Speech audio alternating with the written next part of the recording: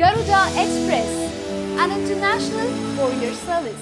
South సినిమాల్లో రెహమాన్ తర్వాత highest remuneration తీసుకునే వాళ్ళలో టాప్ ప్లేస్లో ఉంటాడు star music director Devi Sri Prasad.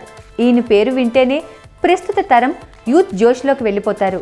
ఎన్నో సూపర్ హిట్ సినిమాలకు సంగీతాన్ని అందించిన ఈ టాలీవుడ్ మ్యూజిక్ డైరెక్టర్ ప్రస్తుతం సినిమా సంగీతానికి సంబంధించి కింగ్ ఆఫ్ టాలీవుడ్గా అందరి ప్రశంసలు పొందుతున్నాడు. ప్రస్తుతం అతడికి ఉన్న క్రేజ్కు దాదాపు 1.50 కోట్ల భారీ పారితోషికం ఇతడు నిర్మాతల నుండి పొందుతున్నాడు. అంటే దేవిశ్రీ ప్రసాద్ మేనియా ఏ స్థాయిలో ఉందో అర్థమవుతుంది. ఇలాంటి పరిస్థితులలో ఇంత క్రేజీ డైరెక్టర్ ఈ మధ్య ఆస్ట్రేలియా, న్యూజిలాండ్ దేశాలలో నిర్వహించిన స్టేజ్ షోలు అత్యంత ఘోరంగా విఫలం కావడం ప్రస్తుతం టాపిక్ ఆఫ్ ది టాలీవుడ్గా మారింది.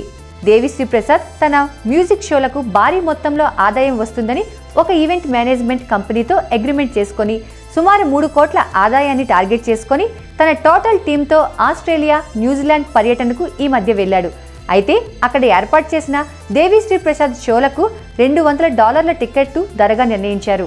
అయితే దేవిశ్రీ ప్రసాద్కు ఎంత క్రేజ్ ఉన్నా ఈ భారీ మొత్తంలో పెట్టిన టికెట్కు అతి తక్కువ స్పందన రావడంతో దేవిశ్రీ ప్రసాద్ ఆస్ట్రేలియా, న్యూజిలాండ్ దేశాలలో ఏర్పాటు చేసిన అనేక ప్రదర్శనలకు కనీసపు సంఖ్యలో కూడా ప్రేక్షకులు రాలేదని వార్తలు వస్తున్నాయి.